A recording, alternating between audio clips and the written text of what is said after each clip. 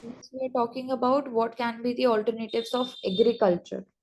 सो agriculture की भी productivity को इंक्रीज करना जरूरी है यहाँ पे overall fruits vegetables dairy and also life stock animal husbandry sector के अंदर, जिसमें देखा है हमने कि लाइफ स्टॉक सेक्टर जो है 2014-15 से लेके 22-23 के बीच में इंक्रीज भी हुआ है। जो प्रोडक्शन है मिल्क का, एग का एंड ऑल्सो फिशेस का, वो 7% तक इंक्रीज हुआ है यहाँ पे। इसलिए हमारे लिए जरूरी हो जाता है कि हम एक ऐसे अप्रोच को लेके चलें जिसमें एग्रीकल्चर और लाइफ स्टॉक दोनों को ही इंटीग्रेट करके हम आगे चलें, ताकि एम्प्लॉयमेंट अपॉर्चुनिटी जो है एग्रीकल्चर सेक्टर के अंदर भी उनको भी हम इंक्रीज कर पाए एंड जो लिंकेज है वो भी इंक्रीज कर पाए। तो यहाँ पे ग्रोथ में हम देख भी सकते हैं regarding milk egg and fishes in the life stock sector, तीनों में यहाँ पे हमने ग्रोथ देखी है।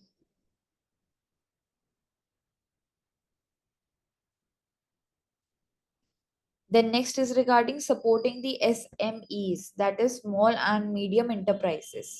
So जो नॉन एग्रीकल्चरल एम्प्लॉयमेंट की हम बात करते हैं उसमें एक मेजर रोल प्ले करेगा MSME एंड SME सेक्टर। यहाँ पे हम बात कर सकते हैं कि हम क्रेडिट गारंटी फंड ट्रस्ट देते हैं for the MSME and S for the SME, ताकि ज्यादा क्रेडिट फ्लो जा पाए पूरे सेक्टर के अंदर एंड कोलैटरल फ्री लोन्स हम दे पाए, basically to encourage the sector and also to encourage the investment in this sector. जो ट्रांजिशन है लास्ट डिकेड में हमने देखा, GST, डिमोनेटाइजेशन, कोविड-19, इन सारी चीजों ने डायरेक्टली इम्पैक्ट किया है इस पूरे सेक्टर को, जिसकी वजह से एम्प्लॉयमेंट के ऊपर भी फर्क आता है। जरूरी है यहाँ पे कि इंडस्ट्री जो है एंड गवर्नमेंट जो है उन दोनों का कोलैबोरेशन होना चाहिए। स्किलिंग एंड अपस्किलिंग की बात करनी चाहिए लेबर के लिए एंड ऑल्सो जो इंसेंटिव्स हम प्रोवाइड कर रहे हैं उसके थ्रू हम MSME सेक्टर की ओवरऑल जो एम्प्लॉयबिलिटी है एंड अट्रैक्टिवनेस है इन्वेस्टमेंट के लिए वो इंक्रीज कर रहे हैं।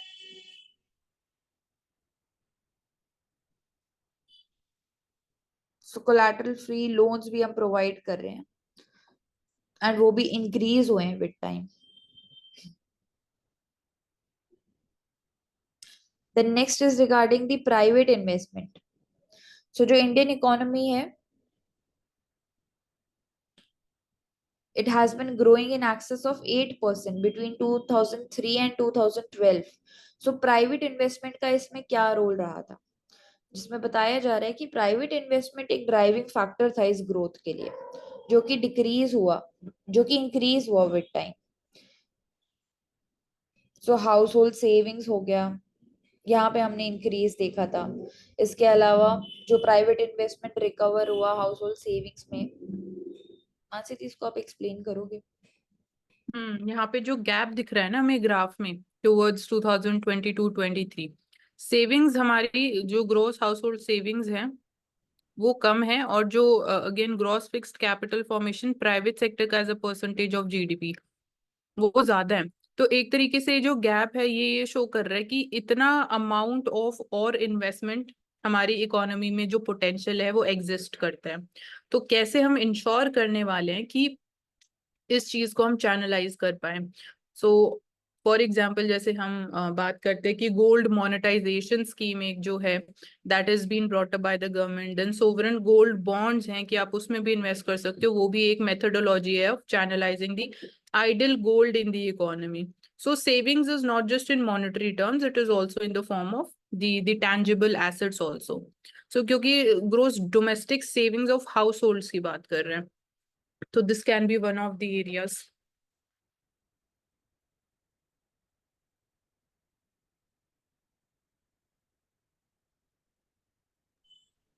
Then next is regarding foreign trade.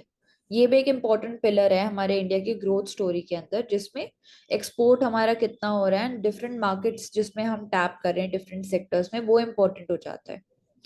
जो शेयर है हमारा ग्लोबल इंपोर्ट्स में, वो प्रोटेक्शनिस्ट मेजर्स जो लिए जाते हैं दूसरे कंट्रीज के द्वारा, जिसमें वो एक्सपोर्ट तो कर देते हैं हमारे कंट्री के अंदर, बट इम्पोर्ट के लिए इतनी ज्यादा वहां पे बोल सकते हैं कि बैरियर्स होते हैं कि इंडियन एक्सपोर्टर्स जो हैं वो उन बैरियर्स को पार नहीं कर पाते, जैसे कि US हो गया या फिर चाइना भी एक एग्जाम्पल हो सकता है उसमें। जैसे चाइना से हम हाई नंबर्स में इंपोर्ट करते हैं स्मार्टफोन्स को, इलेक्ट्रॉनिक्स को, देन ऑल्सो बहुत सारे फिनिश्ड प्रोडक्ट्स को। बट जब इंडिया के एक्सपोर्ट्स की बात होती है चाइना के अंदर, तो वो सेम सिनेरियो नहीं देखा जाता है। And same can be given for the US criteria.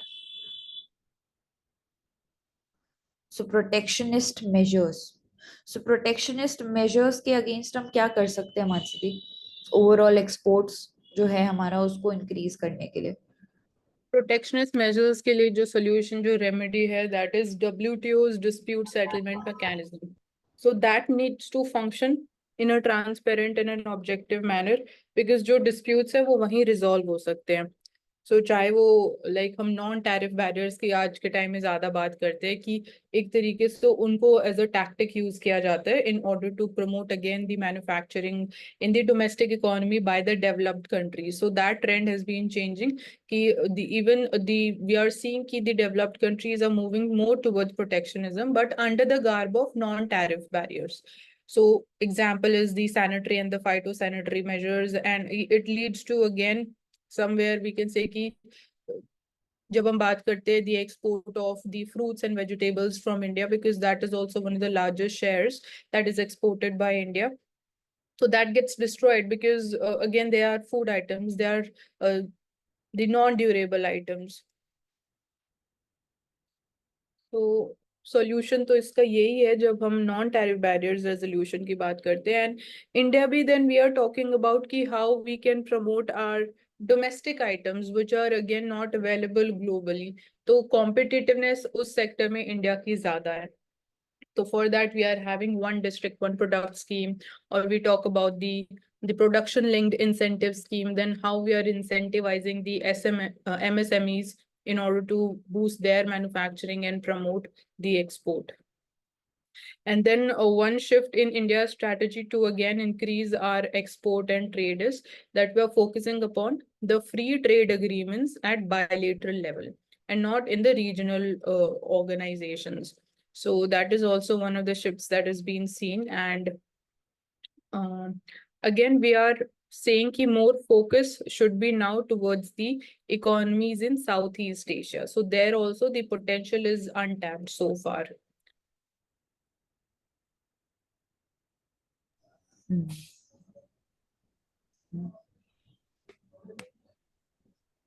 Then next is regarding green transition. So green transition में हमारा goal है to achieve the net zero emissions by 2070. That would require the investment of $10.1 trillion in 3 sectors, जिसमें power sector, industrial sector और mobility sector आ जाता है।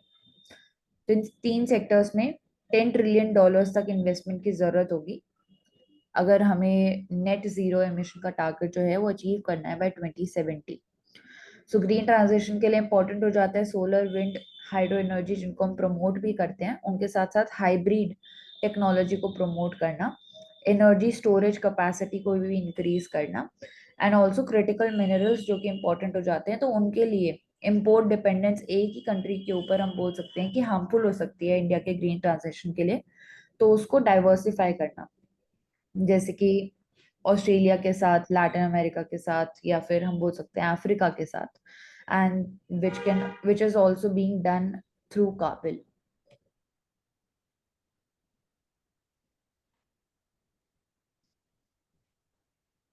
And also climate financing, जिसमें developed countries जो हैं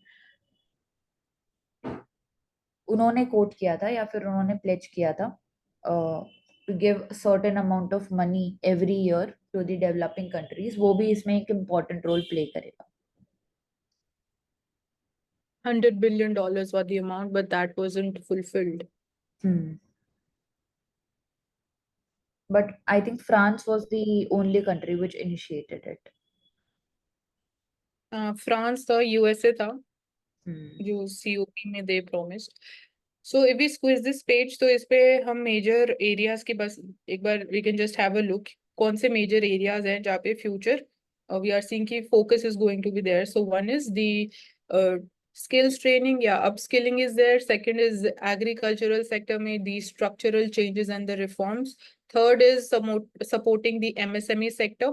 Fourth is ensuring that the momentum goes on and it increases as far as the private and even the public sector investment is concerned. Fifth is how we are ensuring that India's trade competitiveness that increases, how we are ensuring the ease of trade, the competitiveness of trade, and increasing our exports precisely. And lastly is green energy transition. So these are the major areas which are interrelated and which are going to be the focus in future in India. Yes. The next is regarding CCI, lens on Reliance and Disney merger. तो competition commission of India, उन्होंने basically यहाँ पे 100 questions भेजे हैं to world Disney and Reliance Industries related to their assets in the Indian media that accounts for $8.5 billion. So accountability के लिए and also antitrust experts जो हैं उन्होंने warn किया है कि जो merger है it could face intense scrutiny क्योंकि इतना significant market share उनके पास है. So sports right का तो भी हम question होती है. numbers भी given है कि after this merger they would be having the influence or the control over 120 TV channels and 2 streaming services. So this reflects concentration of power in single players' hands and having more of monopolizing tendency, their bargaining power would be increasing. So again, CCI's role is to ensure that there is healthy competition in the market. It can be in any sector, in any field. So this is the regulator that we have in India for this. So Reliance and Disney deal. This can be again cited as examples also in our answer when we're talking about CCI and ensuring fair competition in the market, because users' interest and their safety, their rights is also significant. How they'll be using again advertisements to further increase their influence. So there also CCI has taken this thing into account. Then we talk about how the dark patterns that has also been brought under scrutiny by CCI as well. The influence of the dark patterns, in a way, it tries to unwillingly get that thing, bought by the users. For example, it was related to the air travel. So, for example, the advertisements, they talk about the holiday packages, and then they show that there is heavy discount on that. These are certain kind of benefits that you'll be gaining if you go with this particular scheme or the policy. So that was also one of the areas that was again highlighted by CCI. Apart from this, we have seen ki in recent times, the big tech companies, they have also come under the scrutiny of the CCI.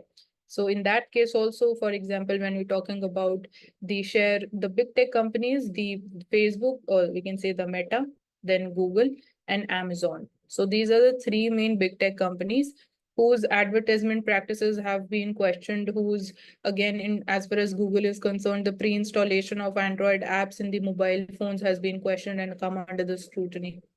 So these are certain examples. And also how the social media influencers have been endorsing their schemes and different policies. So the fairness element has been the major focus and the objective.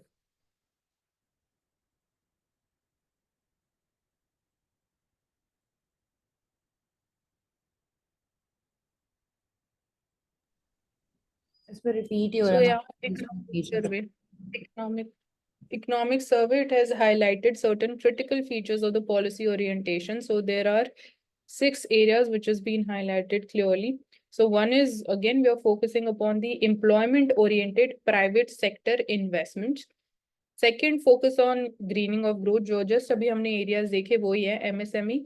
Enhanced physical and digital connectivity, they'll be playing important role. Better regulatory environment is needed, and more transparency is needed. Credit availability is needed for the MSME sector, because we are also focusing simultaneously ki how we are formalizing the MSME sector. Fourth is we will be definitely needing, given the challenge of rising population, food security is very important area for us. So that is why agricultural growth becomes significant. How we'll be ensuring increasing the productivity and the recently the increased impacts of climate change on the agricultural sector. So better technology and climate friendly policies, how will be ensuring the climate resiliency. So for that, we talk about improving the seed variety or the GM seeds, GM crops, whether that can be helpful or not. And we have seen that how we have been encouraging the cultivation of millets and focusing upon the crop diversification. And then again, water stress is also one of the important factors which will be impacting the our overall production as far as agriculture is concerned. Fifthly, we see emphasis on education and skills training. So demographic dividend, whether the pace at which we'll be providing the skilling, the upskilling, how we'll be including all the areas, be it formal or informal, whether it will be deciding that whether we'll be able to leverage that benefit of demographic dividend or not. And lastly, talking about increased productivity of the state governments also, because this also, for example, when talking about the South Indian states like Kerala, when we're talking about Telangana, Andhra Pradesh, so this issue has come to the forefront, that the instances of fiscal mismanagement. So in that case also, regionally, it would be deciding the different trends for the regional growth in India. So that is why the increased productivity of state governments becomes significant. So rest we have talked, so we can move forward. Yes. Then next we are talking about over half of all the Indian graduates are unemployable. So जैसा कि हमने देखा कि हमें नए jobs बनाने की जरूरत है in the non agricultural sector, and also ये जो प्रॉब्लम है कि ग्रेजुएट होने के बाद भी अनएम्प्लॉयबिलिटी काफी ज्यादा हाई है, जिसमें बोला गया है कि जो गिग वर्कर्स है they can form 6.7% of the non agricultural workforce, या 4.5% जो टोटल वर्कफोर्स की हम बात करते हैं बाय 2029 टू 2030। सो हमारे लिए यहाँ पे जरूरी हो जाता है पहले ये हाईलाइट करना कि जो स्किल्स है उसमें कितना ज्यादा मिसमैच यहाँ पे देखा जा रहा है, कि जो नॉलेज रिक्वायर्ड है एम्प्लॉयर्स के द्वारा एंड जो नॉलेज है ग्रेजुएट्स के पास, इसके अलावा जो क्वालिटी ऑफ एजुकेशन प्रोवाइड की जा रही है इंस्टीट्यूशंस में, क्या जो टीचर्स के टीचिंग मेथड है वो सफिशिएंट है मार्केट के नीड्स को एड्रेस करने के लिए, जो रिसोर्सेज है क्या कॉलेजेस एंड स्कूल्स में सफिशिएंट है हमारे पास, और जो करिकुलम है क्या वो इंटरनेशनल लेवल पे भी एप्लीकेबल है हमारा, क्या वो फ्लेक्सिबल है जो इमर्जिंग मार्केट है उसके साथ साथ। जैसे कि इमर्जिंग मार्केट में हम एआई देखते हैं तो काफी सारे कॉलेजेस में अब हम देखते हैं कि एआई स्पेसिफिक कोर्सेज भी निकलने स्टार्ट हुए हैं, जैसे कि आईआईटीज में हमने देखा है कि पहला स्टेप लिया गया है। बट बाकी अगर कॉलेजेस की बात करते हैं तो क्या वहां पे भी सेम ट्रेंड देखा जा रहा है? सो अनएम्प्लॉयबिलिटी जो पोटेंशियल है वो वेस्ट एक तरीके से बोल सकते हैं ग्रेजुएट्स का हो रहा है, क्योंकि स्किल गैप इतना है यहाँ पे। सो यहाँ पे हम क्या कर सकते हैं, यहाँ पे हम टारगेटेड स्किल डेवलपमेंट कर सकते हैं, वोकेशनल ट्रेनिंग जिसको हम स्कूल लेवल से ही स्टार्ट कर सकते हैं। इसके साथ साथ टीचर्स की भी हमें ट्रेनिंग करनी चाहिए कि वो अपने आप को अलाइन कर पाए इंडस्ट्री की रिक्वायरमेंट्स के साथ एंड अपडेटेड रह पाए। एंड ओवरऑल जो इंडस्ट्री है और जो अकेडमिक सेक्टर है हमारा उसके बीच में कोलैबोरेशन होना चाहिए, इंडस्ट्रियल एक्सपर्ट्स को कोलैबोरेट करवाना चाहिए with the academic sector, with the colleges, with the schools, ताकि एक एंटरप्रेन्योरशिप इकोसिस्टम स्कूल लेवल से ही क्रिएट हम कर पाए। इसके अलावा गिग वर्कर्स जो कि एक इम्पॉर्टेंट रोल प्ले करते हैं यहाँ पे, एम्प्लॉयमेंट अपॉर्चुनिटी जो है फ्लेक्सिबल देखी जाती है गिग इकोनॉमी के अंदर, जिसकी वजह से जो यूथ है and also person with disability है, विमेन है, वो काफी ज्यादा प्रेफर करते हैं गिग जॉब्स को, क्योंकि एक फ्लेक्सिबिलिटी उनको प्रोवाइड होती है वहां पे। बट उसके अंदर भी हम देखते हैं कि चैलेंजेस हैं, जैसे कि फेयर वेजेस के चैलेंज आते हैं, social security, basic social security के चैलेंजेस आते हैं, जिसके लिए कोड ऑफ सोशल सिक्योरिटी 2020 भी है, जो कि गिग वर्कर्स और जो प्लेटफॉर्म वर्कर्स हैं उनको सोशल सिक्योरिटी बेनिफिट्स प्रोवाइड करने की बात करता है। तो रेगुलेटरी फ्रेमवर्क होना और ज्यादा जरूरी है, क्योंकि कुछ गैप्स अभी भी हम देख सकते हैं ओवरऑल इकोनॉमी के अंदर, इंफ्रास्ट्रक्चर के अंदर। सो कोऑर्डिनेशन एजुकेशन के बीच में, इंस्टीट्यूशंस के बीच में, इंडस्ट्री के बीच में, इन तीनों के बीच में कोऑर्डिनेशन बहुत ज्यादा जरूरी है अगर हमें अनएम्प्लॉयबिलिटी को कम करना है, जो कि गवर्नमेंट का एम भी है, जिसमें गवर्नमेंट जॉब्स क्रिएट कर रही है एंड श्रिंक करने की बात करती है the unemployment numbers in the country.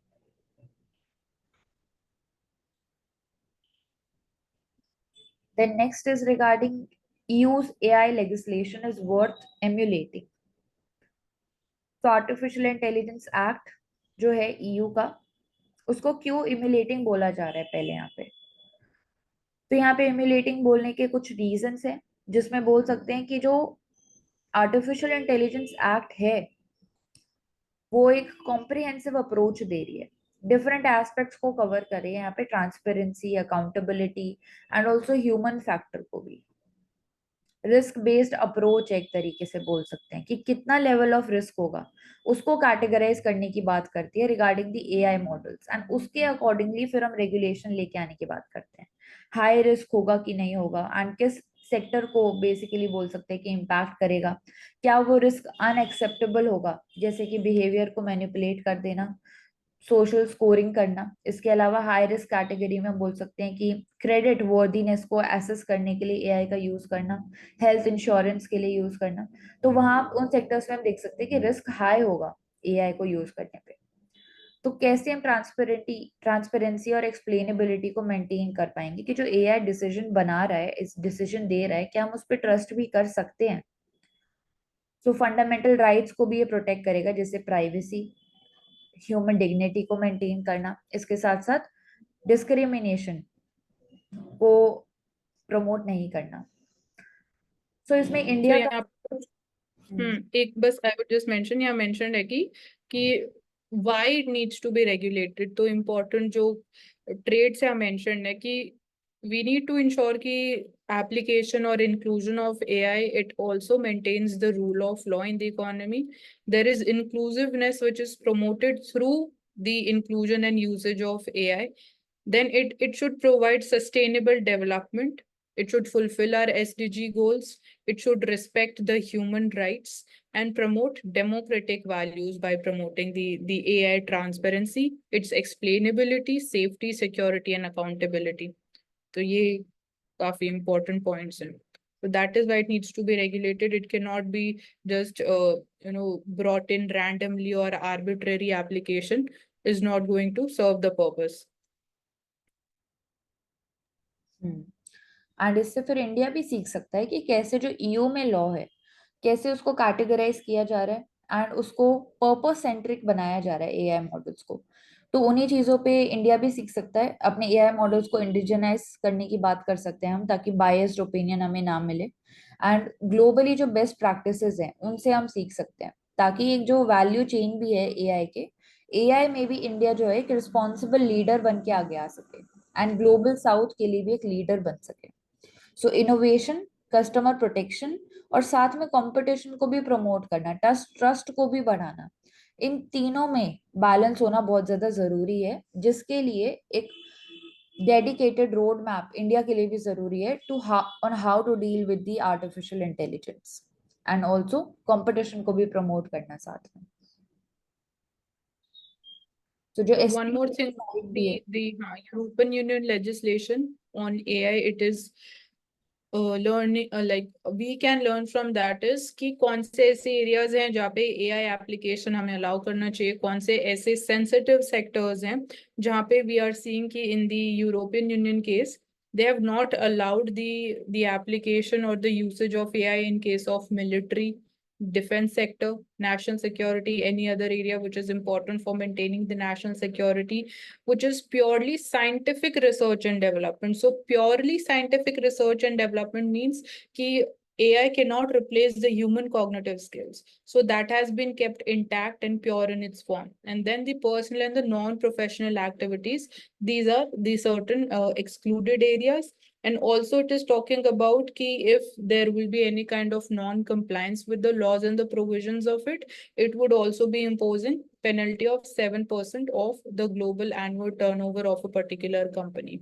So this is also needs to be bifurcated and decided very objectively and transparently कि कहाँ पे we will be going ahead with the implementation and where it would be excluded. So another keyword is कि they will be like, it is general purpose AI models regulation की बात हो रही है. So they have kept the rules very stringent as far as the high impact capabilities that could pose a systemic risk and significantly impact the internal market. So यहाँ पे भी competition वाला एक aspect आ जाता है. यहाँ पे भी again the right to privacy, the data safety, that is important. And we also need to ensure that the control of the AI or the robots that should remain in the hands of the humans. ऐसा नहीं होना चाहिए कि future में there is some kind of like overpowering tendencies which are shown by the AI models or the robots that we're not able to control them. The software, the coding and all of that, तो वहाँ पे we need to ensure कि जैसे कि अभी हमने currently software के case में देखा कि माइक्रोसॉफ्ट आउटेज हुआ वो एक सॉफ्टवेयर की वजह से था. यहाँ पे क्या एआई मॉडल्स में भी ऐसा कुछ फ्यूचर में हो सकता है? तो cyber security, that is also important. So this is also, we can say कि it is a kind of a model for the entire world that we can take important elements from it. Yes, we definitely can. And इसके अलावा जो AI global market है bye 2030, उसका भी size हम देख सकते हैं यहाँ पे $826 बिलियन तक चला जाएगा, जो कि अभी $135 बिलियन है in 2023.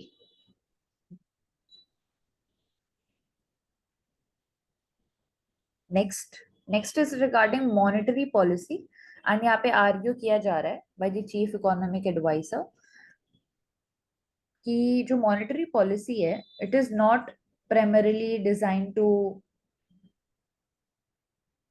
directly address the supply side shocks, but उसको primarily डिजाइन किया गया था to address the demand side inflation और prices को stabilize करना through the interest rate and also जो money supply method है उनको यूज करके. जैसे कि अगर फूड प्राइस में इंक्रीज देखा गया है पैंडेमिक की वजह से, या फिर वेदर की वजह से क्रॉप फेलियर हुआ, सप्लाई चेन जो है उसमें कोई डिसरप्शन हुआ, जियोपॉलिटिकल टेंशन हुई, तो उसकी वजह से जो फूड प्राइसेस में इंक्रीज था, उसके लिए मॉनेटरी पॉलिसी इक्विप्ड नहीं है कि जो सप्लाई साइड पे शॉक था उसको वो एड्रेस करे डायरेक्टली. जैसे कि उनके लिए टारगेटेड इंटरवेंशंस का होना जरूरी है, जैसे कि यहाँ पे हाईलाइट भी किया गया. जैसे कि एग्रीकल्चर में हम एग्रीकल्चर पॉलिसीज के थ्रू हम सपोर्ट प्रोवाइड कर रहे हैं. ट्रेड एग्रीमेंट से एफटीए जिसमें हो जाता है टैरिफ्स को कम करना. इसके अलावा डिस्ट्रीब्यूशन कैसे हो रहा है फूड का, एपीएमसी का रोल आ जाता है, उसको मैनेज करना. एंड ऑल्सो सोशल प्रोटेक्शन कैसे हम दे सकते हैं वल्नरेबल पॉपुलेशन को, उसको मैनेज करना. बट इनडायरेक्टली मॉनेटरी पॉलिसी जो है वो कर सकता है, जैसे कि इन्फ्लेशन एक्सपेक्टेशन उनको मैनेज करता है, करेंसी को स्टेबलाइज करता है. इसके साथ साथ जो कि इनडायरेक्टली बोल सकते हैं कि एग्रीकल्चर सेक्टर में कैसे क्रेडिट कंडीशन है उसको भी इन्फ्लुएंस करता है वो. तो डायरेक्टली तो नहीं कर सकता है, बट बोल सकते हैं कि इनडायरेक्टली तो वो करता ही है इसको भी impact.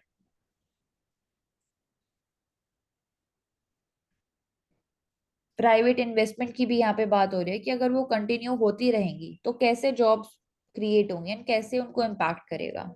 So private sector capital formation जैसे जैसे इंक्रीज हुआ है लास्ट 3 इयर्स में, हमने देखा है मशीनरी में, इक्विपमेंट्स में, इंटेलेक्चुअल प्रॉपर्टी राइट्स के जो प्रोडक्ट्स हैं उनके अंदर भी इन्वेस्टमेंट इंक्रीज हुआ है in the last 2 years.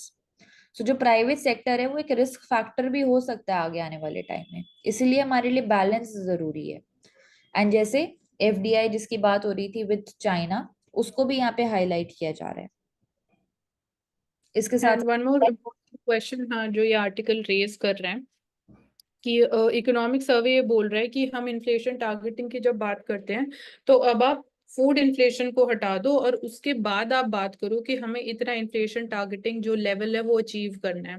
But question ये उठता है, जब हम सीपीआई इंडेक्स कैलकुलेट करते हैं तो उसमें 40% वेटेज जाता है फूड को. तो अगर हम 40% ऑफ द थिंग जो अगेन इम्पोर्टेंट है, जो जिसका डायरेक्ट इम्पैक्ट आता है कंज्यूमर बिहेवियर के ऊपर, कंज्यूमर एक्सपेंडिचर डिसीजंस के ऊपर, तो क्या वो करना हम रियली फिर बोलेंगे कि actually we are talking about inflation targeting in real sense और नॉट?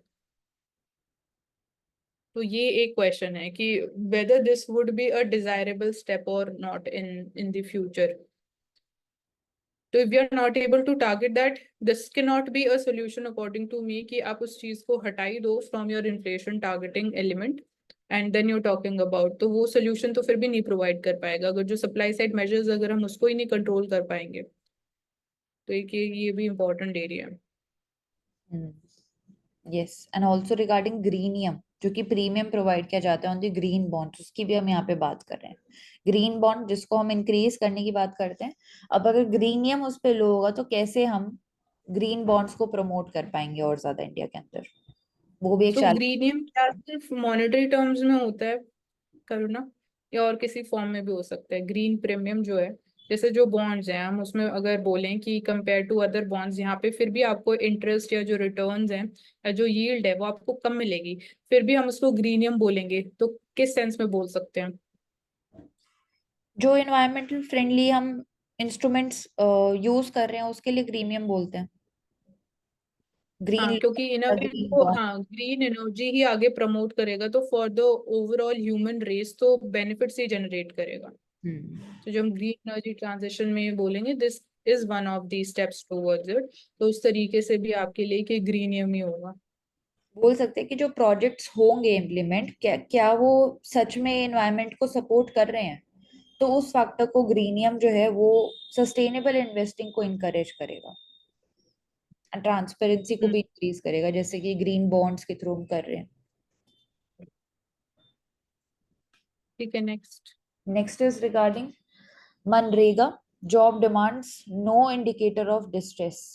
तो डिफरेंट यहाँ पे इकोनॉमिक सर्वे के द्वारा ही दिखाया जा रहा है कि जो फंड यूसेज था, क्या वो poverty level of the state को इंडिकेट कर रहा है। तो केरला, तमिलनाडु, हिमाचल, आंध्र प्रदेश, डिफरेंट स्टेट्स की यहाँ पे बात हो रही है।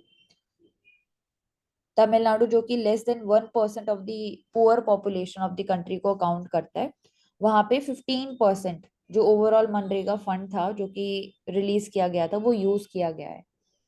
सो क्या डिपेक्ट करता है ये कि कितना कितना मनरेगा के थ्रू हम जो जॉब्स दे रहे हैं, क्या वो डायरेक्ट लिंकेज प्रोवाइड कर रहा है हमको पॉवर्टी लेवल के लिए ऑफ दैट पर्टिकुलर स्टेट। सो यहाँ पे वही दिखाया नहीं, जा रहा है कि डिनाई किया हुआ है। फॉर एग्जाम्पल केरला और तमिलनाडु में बोल रहे हैं कि वेयर वी सी की पॉवर्टी लेवल जो है that is one of the lowest in in amongst the states in entire India, but वहाँ पे maximum utilisation of MG NREGA fund होता है। तो एक यहाँ पे कोई रिलेशनशिप एस्टेब्लिश नहीं हो पाती है, but again it cannot be a universal thing for all the other states also. And one more, जैसे बोल रहे हैं कि it cannot be used as an indicator of distress. So ये हम बोलते हैं कि एमजी नरेगा में जब जॉब डिमांड इंक्रीज हो रही है तो इन a way it is signifying कि the problem of unemployment is increasing in India. तो एक ये एस्पेक्ट भी है एंड इसके साथ जो कि हम साथ कोविड-19 पे देखा था। हाँ जी, एंड इसके साथ साथ हम ये भी हाईलाइट कर सकते हैं कि जो मनरेगा है that is for the rural poor, but जो सेमी अर्बन एरियाज हैं एंड अर्बन एरियाज है वहां पे जो पुअर एंड मार्जिनलाइज सेक्शन है उसके लिए कोई ऑल्टरनेटिव नहीं है हमारे पास। या फिर क्या सिर्फ मनरेगा के थ्रू जॉब्स प्रोवाइड करने से हम एम्प्लॉयबिलिटी को इंक्रीज कर सकते हैं, क्योंकि लॉन्ग टर्म में वो डिस्ट्रेस को नहीं कम करेगा। तो इसीलिए स्किलिंग एंड अपस्किलिंग हमारे लिए जरूरी हो जाता है, रूरल सेक्टर में भी एंड अर्बन सेक्टर में भी। Then next, India has shifted to women-led development. Female labor force participation rate is rising. So urban areas में रूरल एरियाज में यहाँ पे दिखाया जा रहा है कि जो रूरल वुमेन है they are leading the increase in the female labour force participation rate. तो जो रूरल वुमेन है वो उनका पार्टिसिपेशन यहाँ पे ज्यादा देखा जा रहा है as compare to the urban women, जिसमें बहुत सारी स्कीम्स हैं, जिसमें जन जन शिक्षण संस्थान स्कीम, जिसमें वुमेन जो थी 82% ऑफ जो टोटल बेनिफिशरीज थी उनके लिए अकाउंट करती हैं। इसके साथ साथ स्किल ट्रेनिंग इंस्टीट्यूशन जैसे कि national skill training institution ITIs, यहाँ पे भी जो वुमेन का पार्टिसिपेशन था वो इंक्रीज हुआ है विद टाइम। सो ये दिखाता है कि कैसे शिफ्ट हो रहा है वुमेन डेवलपमेंट में, वुमेन डेवलपमेंट से लेके वुमेन लेड डेवलपमेंट के बीच में। So पहले हम नाउ इसमें रूरल एरियाज में जैसे हम देख रहे हैं कि trend has been comparatively more या women labour force participation rural areas में ज्यादा compare to urban areas. So rural area को भी अगर हम ब्रेक करके सोचे कि क्या वो एग्रीकल्चर सेक्टर में इंक्रीज हो रहा है, जैसे हम बोलते हैं फेमिनाइजेशन ऑफ एग्रीकल्चर हो रहा है, देखा जा रहा है इन रूरल एरियाज, क्या वो सेल्फ हेल्प ग्रुप्स में वुमेन शेयर इंक्रीज हो रहा है या फिर वो एमएसएमईज में इंक्रीज हो रहा है, तो that will also determine the trajectory of growth.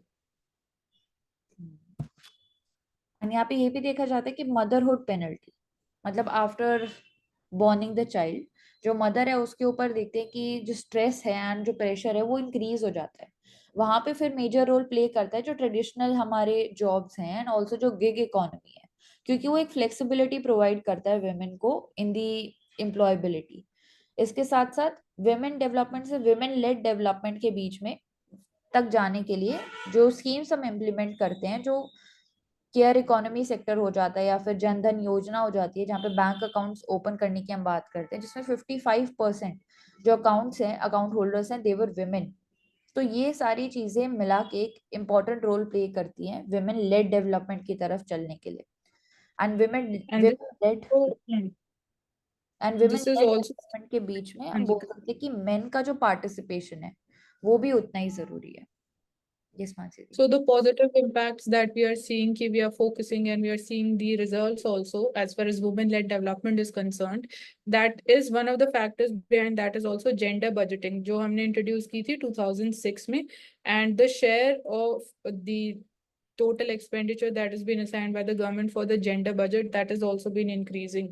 So the rate is 6.5% for the financial year 2025. So this is one of the highest share that has been allocated. So whether we are talking about dealing with gender discrimination, gender disparity, how will be ensuring gender parity, even in like economic terms, when you talk about equal pay for equal work, private sector में जैसे we are talking about the challenges related to the safety, then the glass ceiling, that is one of the challenges. So gender budgeting is important. Yes. Then next we are talking about heat stress is more than a degree of concern.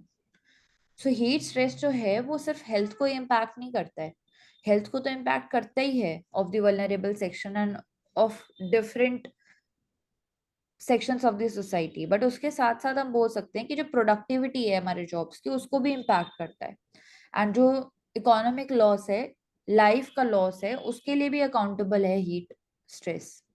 तो heat stress हम देख रहे हैं, heat waves उनकी intensity increase हो रही है, जिसकी वजह से हीट स्ट्रेस जो है वो भी इंक्रीज हो रहा है।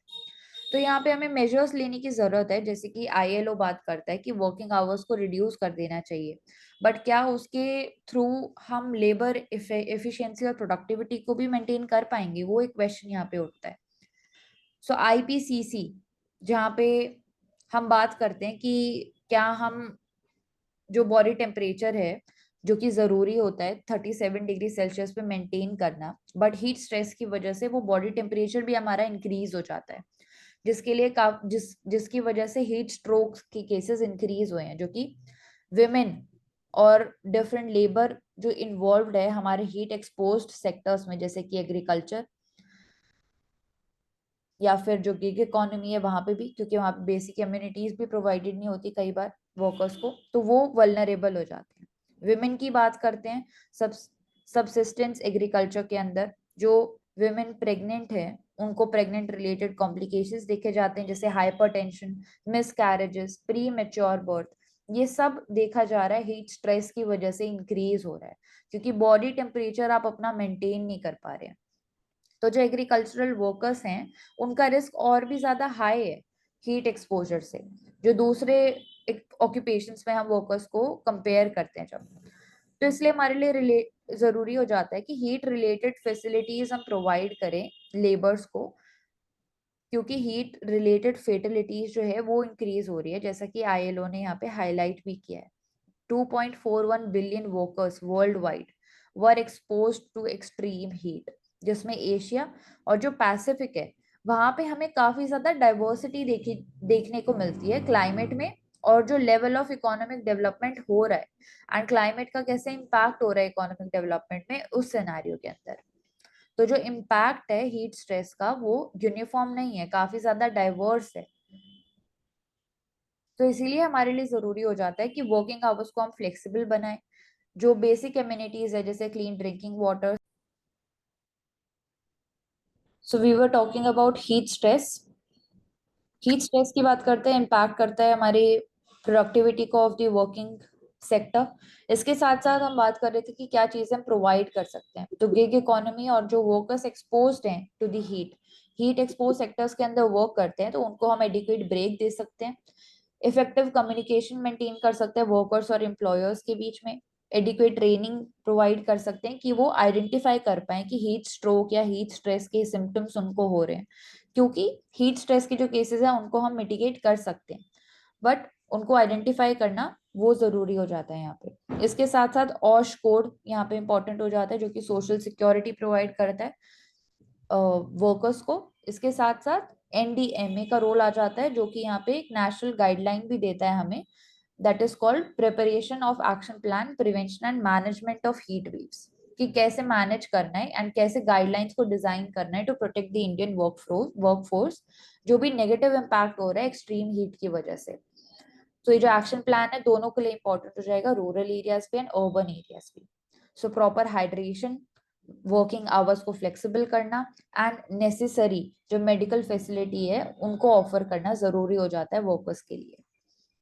तभी हम टैकल कर पाएंगे फिजिकल और mental wellbeing which is induced by the heat stress. So infrastructure related measures का होना काफी ज्यादा जरूरी है यहाँ पे, ताकि इंडोर वर्कर्स को भी हम सेफ गार्ड कर पाए। Then next we are talking about no adults left in the room.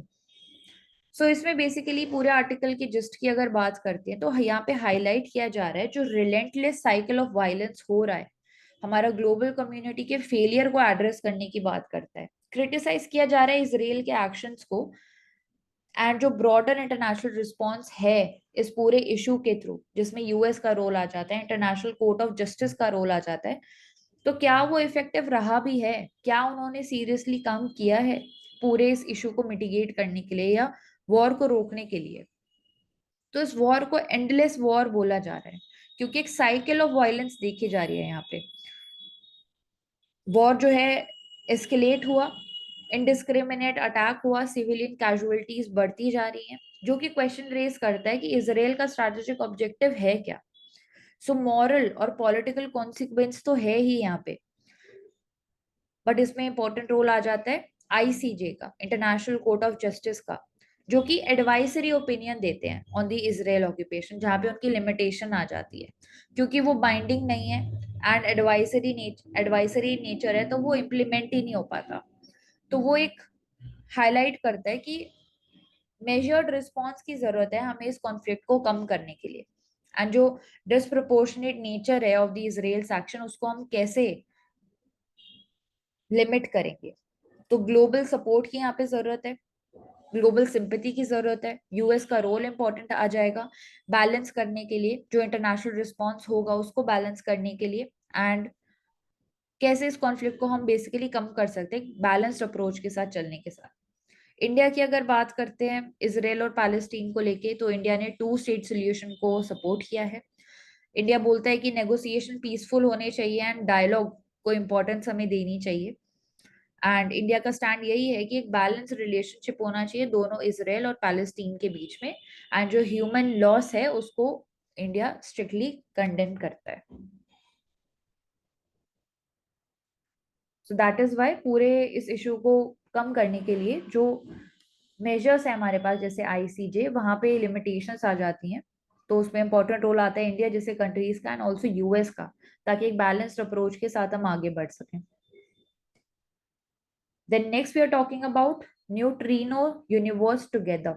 तो न्यूट्रिनो बेसिक्स की अगर बात करें तो सब एटॉमिक पार्टिकल होता है जिसके पास कोई इलेक्ट्रिक चार्ज नहीं होता, बहुत थोड़ा सा मास होता है एंड बहुत रेयरली इंटरेक्ट करता है किसी और मैटर के साथ, जिसकी वजह से इसको स्टडी करना बहुत ज्यादा डिफिकल्ट हो जाता है साइंटिस्ट के लिए। सो तीन टाइप के होते हैं इसमें, इलेक्ट्रॉन, म्यूऑन और टाउ न्यूट्रॉन, जो कि चेंज करते रहते हैं from one type two another. तो उसी के ऊपर large hydrogen collider, large hadron collider, जिसके थ्रू हमने इलेक्ट्रॉन न्यूट्रिनो को पहली बार स्टडी करने की यहाँ पे बात की है, कोलाइड करवाया पार्टिकल्स को, एंड जिसकी वजह से हमें नया डेटा मिला है कि न्यूट्रिनो का बिहेवियर कैसे और हम अंडरस्टैंड कर सकते हैं। सो डिफरेंस होता है बिहेवियर में न्यूट्रिनो और एंटी न्यूट्रिनो के बीच में, जो कि हमें बताता है कि मास और जो एंटी मास की एसिमेट्री है हमारे यूनिवर्स के अंदर, उसको हम और अच्छे से कैसे समझ सकते हैं। तो standard model of particle physics में जो थ्योरी है उसको सरपास कर रहा है ये, जो स्टैंडर्ड मॉडल्स हमारे पास थे ऑलरेडी, क्योंकि नई चीजें हमें यहाँ पे मिल रही है।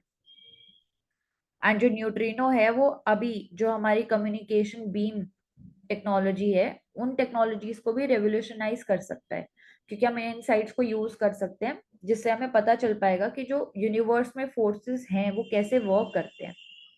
सो ड्यून इंटरनेशनल प्रोजेक्ट है इन द यूएस, जिसका फुल फॉर्म है deep underground neutrino experiment by the US.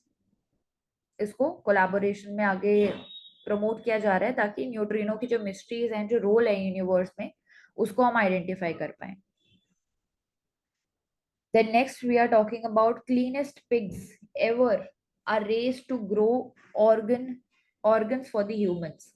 तो जेनो ट्रांसप्लांटेशन, जिसमें एक टिश्यू या ऑर्गन जो है वो हम एक स्पीशी से दूसरे स्पीशी के अंदर ट्रांसप्लांट करते हैं, जिसमें ह्यूमंस के लिए हम हमेशा बोलते हैं कि सबसे ज्यादा प्रेफर हम पिग्स के ऑर्गन्स को करते हैं, क्योंकि जो पिग के ऑर्गन है वो काफी ज्यादा सिमिलर होते हैं to the human organs, and जो रिजेक्शन का रिस्क होता है कि जो ह्यूमन बॉडी है वो उस ऑर्गन को रिजेक्ट कर देगी, वो काफी ज्यादा कम होता है।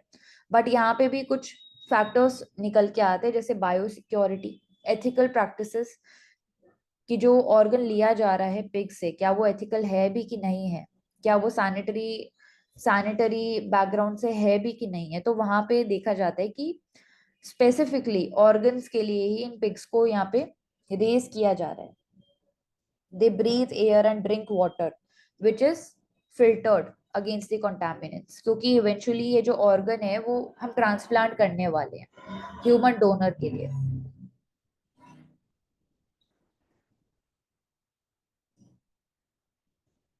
तो जेनो transplantation, biotechnology, gene engineering important हो जाता है, एंड ऑल्सो बायो सिक्योरिटी जैसा यहाँ पे हाईलाइट किया जा रहा है वो जरूरी है, ताकि पोटेंशियल रिस्क जो होने वाले हैं आगे आने वाले टाइम में उनको भी हम मिनिमाइज कर पाए।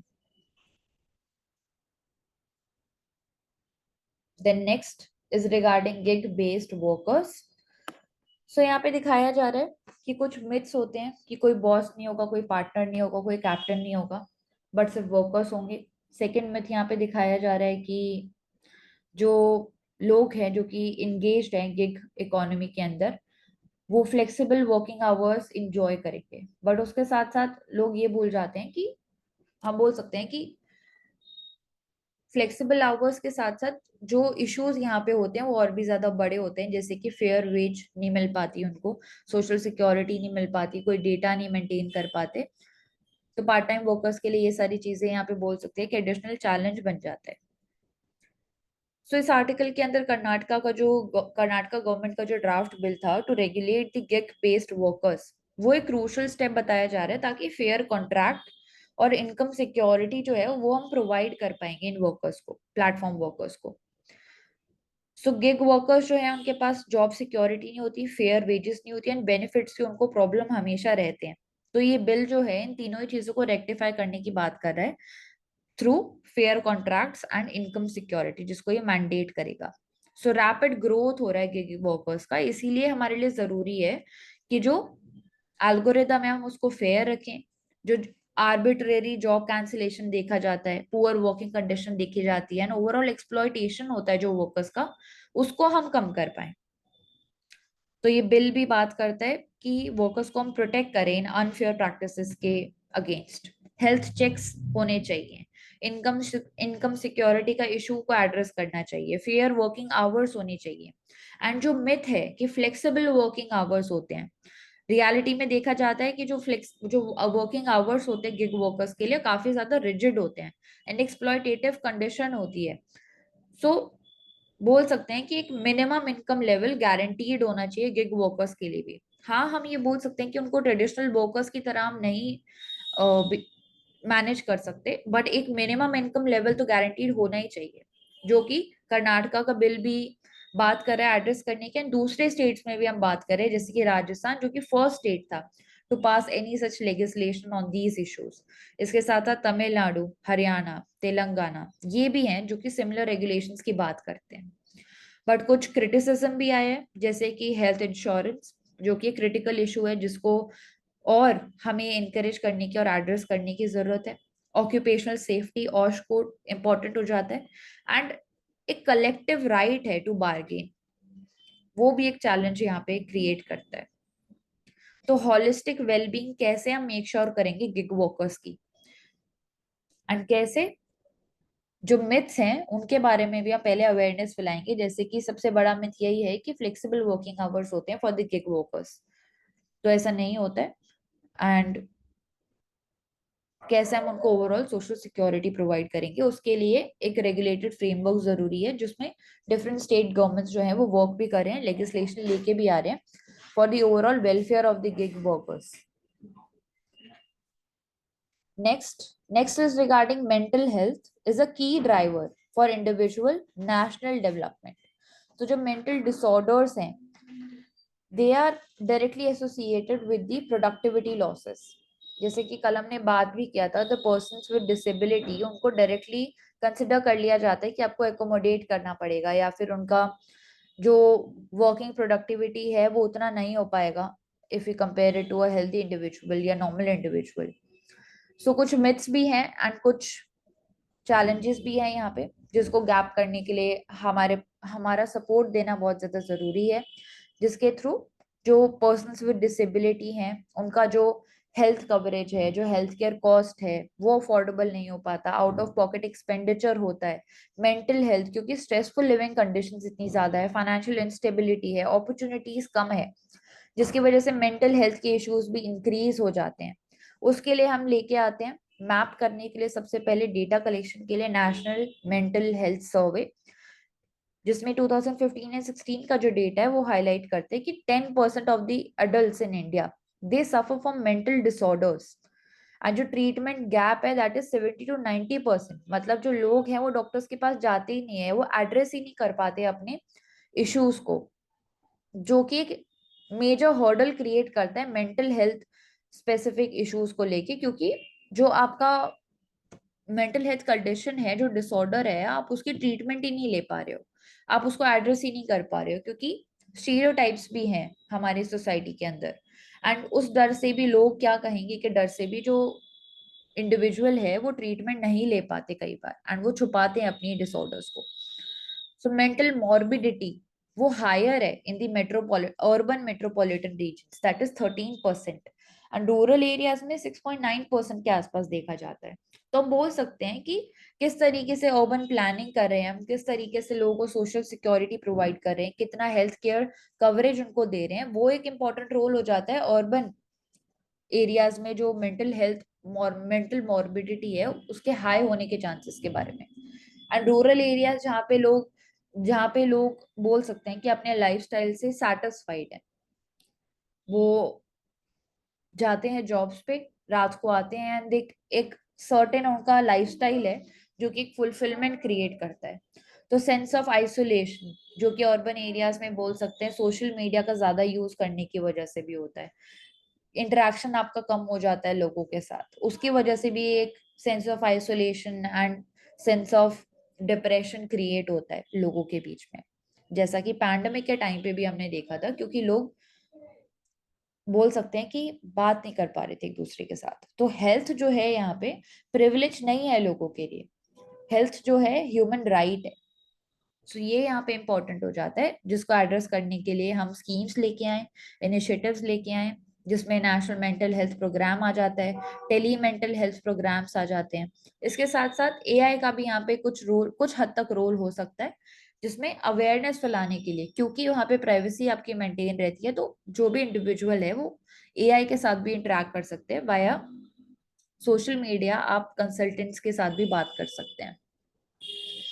सो इनकरेज करना ताकि अर्ली इंटरवेंशन हो पाए, पॉजिटिव लैंग्वेज यूज करना स्कूल्स के अंदर, जो टीचर्स हैं उनके कम्युनिकेशन के अंदर सेंसिटाइजेशन होना ये भी जरूरी हो जाता है, ताकि बुलिंग की केसेस को हम स्कूल लेवल से ही रोक पाए, प्रोहिबिट कर पाए, एंड मेंटल हेल्थ जो है उसको हम प्रमोट कर पाए स्कूल लेवल से ही।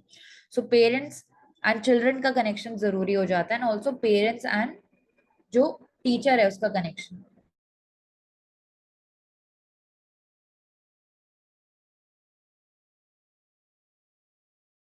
देन नेक्स्ट नेक्स्ट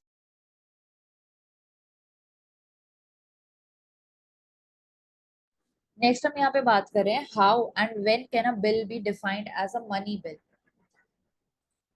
तो मनी बिल हम कब डिफाइन कर सकते हैं तो इसको इसमें वी कैन सी कि जो प्रोसीजर है, article 109 of the constitution it states कि मनी बिल फर्स्टली तो आप सिर्फ लोकसभा में इंट्रोड्यूस कर सकते हो, and then categorizing whether a bill is a money bill और not, that power is in the hands of the Lok Sabha speaker. So that is we can say in a way it is a discretionary power, जो कि अगेन पूरा debate हुआ था around the Aadhaar bill. So that is one thing. And money bill के case में issues जब हम बात करते हैं तो एक इशू यही है जो सर्टिफिकेशन पावर है, whether a bill is a money bill और not. So the decision of the speaker is final and binding in this case। तो फिर 2016 में आधार एक्ट के अंडर ही it went to the supreme court, judicial review हुआ, and जो current provisions हैं उन्हीं को आगे कंटिन्यू किया गया है। And Article 110, it talks about the money bill. So money bill में it provides any matter which is incidental to जो sixth categories constitution में under this article mentioned है। And Article 117 provides for two different categories of financial bills. So category 1 जो already 6 matters की बात करते हैं, and category 2 it is not containing जो 6 matters के अलावा अगर कोई matter है and it is related to expenditure और मतलब putting into money into consolidated fund of India, so that will come under the category 2 of the financial bill। और finance bill की हम बात कर चुके हैं, that is related to the taxation and the changes related to taxation, तो that is finance bill. So these are the important things around it। Then next हम सिर्फ नेम्स देख सकते हैं। फील्ड हॉकी में हरमनप्रीत सिंह, पिस्टल शूटिंग में Isha Singh, then javelin throw में Neeraj Chopra, boxing के अंदर Nikhat Zareen, and also shot put में तजिंदर देर पाल सिंह तूर। इसके अलावा श्रीजा अकूला आ जाएंगी हमारे टेबल टेनिस के अंदर। इसमें काफी सारे मानसिदी वही हम हो। कवर कर चुके हैं, एक बार हाँ जूम करो, एक बार देख लेते हो कुछ मिसिंग तो है। ग्रोथ वाला एस्पेक्ट हम कवर कर चुके हैं। Must plug itself into China supply chain और एफडीआई चाइना वाला एलिमेंट जो है, जो पॉलिसी शिफ्ट हमें ग्लोबली भी देखने को मिल रहा है। So China is not among our top FDI investors currently. तो इंडिया में टॉप एफडीआई इन्वेस्टर्स मॉरिशस है, Singapore followed by USA. Top trading partner हम यहाँ पे बात कर चुके हैं। Trade deficit with China more than $100 billion, and over capacity of China की वजह से डंपिंग इंसिडेंट्स भी देखे जाते हैं इंडिया में, तो that is one of the challenges. इसके अलावा अनएम्प्लॉयमेंट कंसर्न है हमारे लिए। अनएम्प्लॉयमेंट अभी स्टिल द लेवल इज 9%। तो हमें पता होना चाहिए हाउ मच इज अनएम्प्लॉयमेंट। जो बेसिक फिगर्स हैं, जीडीपी ग्रोथ, इन्फ्लेशन रेट कितना है, करंट अकाउंट डेफिसिट कितना है या सरप्लस कितना चल रहा है, अनएम्प्लॉयमेंट कितना चल रहा है, ये पता होना चाहिए। फॉरेन एक्सचेंज रेट पता होना चाहिए। Currently it is close to 83.something चल रहा है। Then deregulation, balancing ties with China vitally, वही एस्पेक्ट की बात हो रही है कि कैसे हमारा एमएसएम सेक्टर भी ग्रो कर सकते हैं। एंड बैलेंसिंग ऑफ अगेन वही जो कैपिटल और लेबर इंटेंसिव सेक्टर्स हैं। एआई की हम इन डिटेल में बात कर चुके हैं। ओके हो गया ऐसा।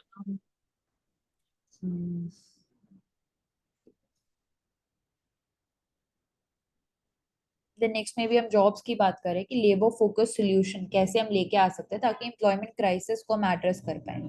तो एम्प्लॉयमेंट लिंक्ड इंसेंटिव हम दे सकते हैं, सिंप्लीफाई कर सकते हैं कि जो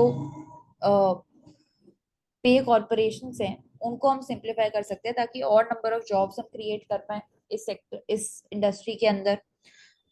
इसके अलावा जो एआई टेक्नोलॉजी है, गिग वर्कर्स है, उनको हम जैसे हम बात भी कर चुके हैं इन डिटेल कि उनको हम सिक्योरिटी प्रोवाइड कर सकते हैं, आधार बेस्ड पे रोल, ताकि जो पेमेंट दी जा रही है वो पहुंचे to the workers and timely पहुंचे, उसको मेक श्योर करने के लिए हम आधार बेस्ड पे रोल या फिर बैंक अकाउंट इंफ्रास्ट्रक्चर को और भी ज्यादा इंक्रीज कर सकते हैं। डुप्लीकेशन, गोस्ट एम्प्लॉय, ऐसे जो प्रॉब्लम होते हैं उनको कैसे हम कम कर पाएंगे, तो उसके लिए इंपॉर्टेंट रोल प्ले करेगा आधार बेस्ड पे रोल।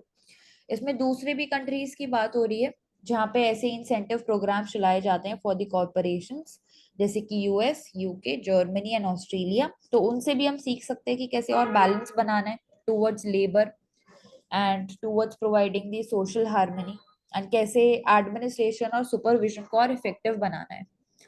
तो एक मेजर यहाँ पे जॉब सेक्टर में एक मेजर प्रॉब्लम आ जाती है कि जो वैकेंसीज हैं ऑलरेडी एग्जिस्टिंग, उनको भी हमें ध्यान देना चाहिए कि उनको हम पूरा कर रहे हैं। जैसे कि उत्तर प्रदेश का यहाँ पे एग्जाम्पल दिया गया है जिसमें यूथ, दे 5 मिलियन यूथ जो थे they lined up for 60,000 job vacancies. तो जॉब नहीं है इतनी हमारे पास जितनी हमारे पास पॉपुलेशन है, जितना जो यूथ है, जो वर्कफोर्स है वो काफी ज्यादा है। तो और जॉब्स क्रिएट करने की जरूरत है नॉन फार्मिंग सेक्टर के अंदर में भी, जिसमें हमने देखा 78 लाख जॉब्स जो हैं वो हमें प्रोड्यूस करनी पड़ेगी in non farming sector bye 2030, अगर हमें जॉब और डेमोग्राफिक डिविडेंड दोनों के जो मिसमैच है उसको, गैप को फिल करना है। तो मैन्युफैक्चरिंग सेक्टर, सर्विस सेक्टर, यहाँ पे भी जो जॉब्स हैं वो और ज्यादा इंक्रीज हुई हैं, जिसमें हमने देखा कि 50 मिलियन हाई क्वालिटी जॉब्स जो थी in manufacturing sector and service sector, they were created during financial year of 2019 to 23। But क्या ये इनफ है हमारे डेमोग्राफिक डिविडेंड के लिए? तो मेक इन इंडिया जैसे प्रोग्राम्स जिनको लॉन्च किया गया वो भी डोमेस्टिक लेवल पे मैन्युफैक्चरिंग एक्टिविटीज को बूस्ट कर रहे हैं।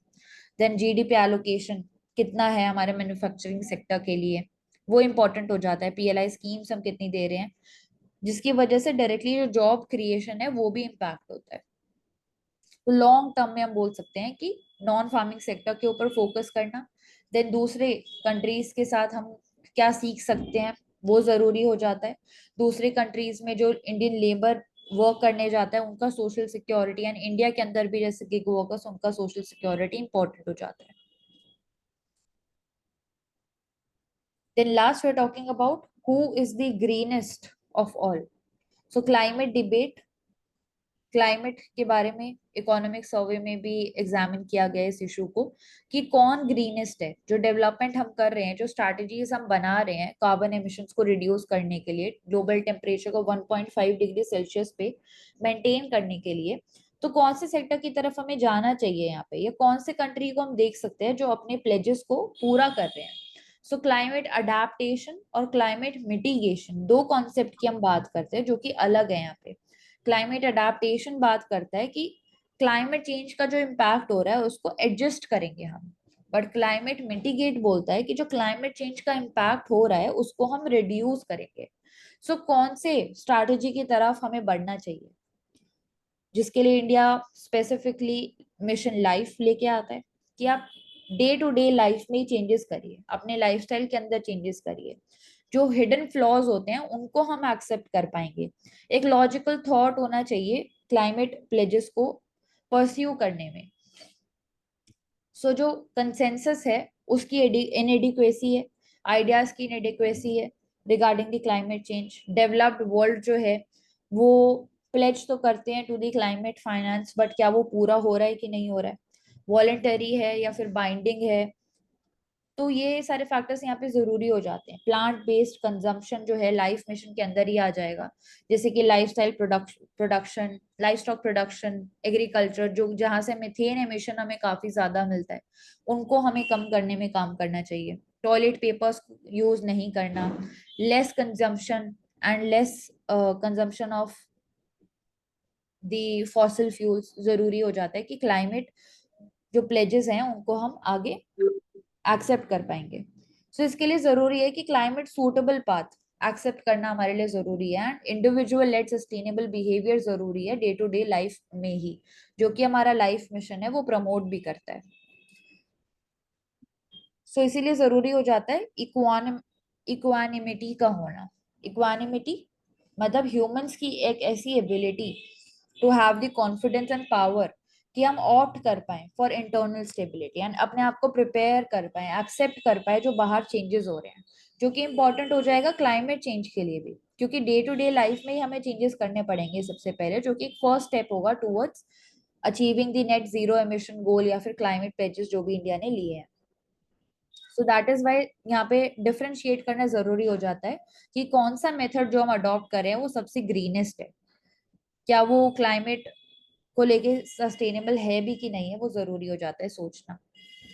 अगर इसमें हम एग्जांपल ले तो जैसे हम प्रमोट कर रहे हैं FAME scheme for the promotion of electric vehicles, so उसमें हम फ्यूल एस्पेक्ट पे तो बात कर रहे हैं कि the vehicle would be run on electricity. इसमें भी अगर हम माइक्रो सोचें कि वो इलेक्ट्रिसिटी कौन से सोर्सेज से जनरेट हो रही है, whether it is through coal और क्या वो इलेक्ट्रिसिटी रेन्यूएबल एनर्जी से जनरेट हो रही है, then we can say in one sense it will be truly renewable और ग्रीन।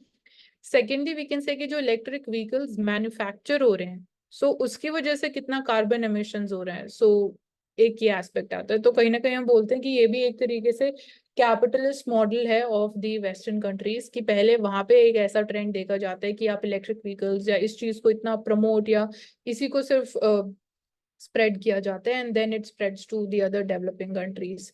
सो एक ये क्वेश्चन भी उठता है। Yes, so we have covered for today. Thank you so much everyone for joining Ansarkari. It was a really comprehensive session. Keep watching and keep learning with Ansarkari. Thank you.